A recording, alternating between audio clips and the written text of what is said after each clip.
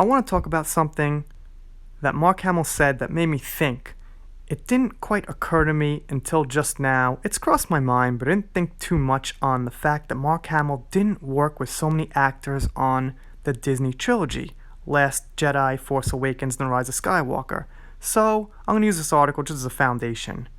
Mark Hamill reveals the Star Wars actors he wished he actually worked with. So, Hamill was asked, "Hi Mark, is there any actor in Star Wars you would like to share a scene with but didn't get the chance?" And by the way, pretty good question.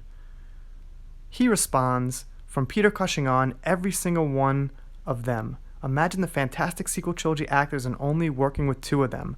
Now I guess what he means by that is Carrie Fisher and Daisy Ridley. He did have a quick scene with Adam Driver in the tent in The Last Jedi where he tries to kill his nephew, which we don't like so much, but he did share a scene, and he only said two though. So I'm thinking that he got to work with more, shake hands with more people. I'm sure he met Boyega and Isaac on set and a few of the other actors he got to touch base with, but didn't actually share a scene with too many of them. And, that has crossed my mind, but this makes me think more deep into it. So let's read a little bit about what they say in the article. "The Star Wars franchise has been entertaining audiences for decades and is showing no signs of slowing down. And through it all, the biggest star cheerleader of the space opera has been Mark Hamill. Hamill appeared in 6 movies as Luke Skywalker, although The Force Awakens was more of a glorified cameo. But despite his long tenure with Star Wars, there's a handful of actors that the 68-year-old actor never got to work with." The thing about Mark Hamill is a lot of people over the last few years have been trying to figure Mark out. Is he really on the fan side? Is he a real fan?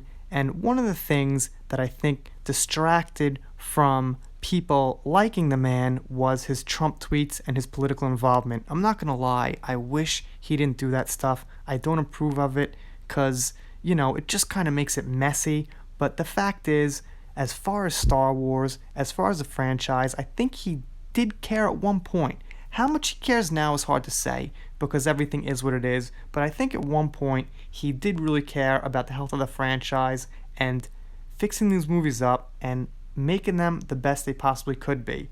Of course, with the situation he's in, what he had to work with, it was just not possible to be positive and make a difference. But when I see tweets like this, I really appreciate them. Just for you guys who don't know, Peter Cushing played... Let's read a little bit of this, just for you guys who don't know who Peter Cushing is. "The first name that Mark Hamill listed was the late Peter Cushing, who died in 1994. Cushing played the villainous Grand Moff Tarkin in Star Wars A New Hope, a high-ranking member of the Empire who was working with Darth Vader on the Death Star. Tarkin ultimately perished when Luke blew up that super weapon, never meeting Luke in the process. As such, Hamill never got to work with Cushing before his death." So after all this time, we're still getting new information, new things that come out that make us think about negativities. And I just want to say, have I been over negative? Possibly, but there's a lot to be negative about from my point of view.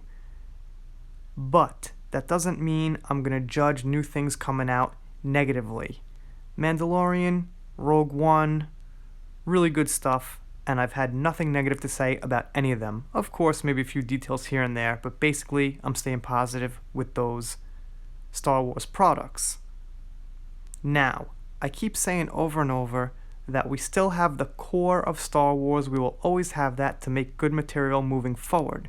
We have the lightsaber and the Force, the universe, the Sith, the alien races, things like that. It just might take a little time for things to heal up, and of course, we probably gonna need new management completely. We might even need a shift in the whole mentality of Hollywood, the next phase of what's going on, because whatever's going on now is not working with sci-fi in general and not working with Star Wars.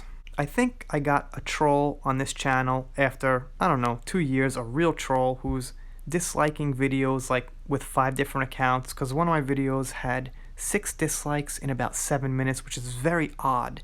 And even 13 dislikes for a video that's got like 70 views is pretty odd. So I'm just going to say this. I'll be here criticizing The Last Jedi and Kathleen Kennedy pretty much forever.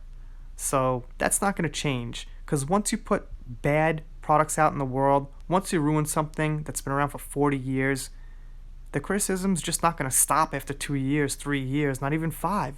It's going to keep going forever and ever. So, I'll be here. Anyway, gonna give a big shout out to John Bamford. He sent me this article and some other articles. He's been a great supporter. If you're not subscribed, click that subscribe button. I'm doing shout outs, special thanks, things like that. Let me know what you think about this down below, and I will see you next time. If you are not subscribed to this channel, The Entertainment Hacker, what are you waiting for? Smash that subscribe button now.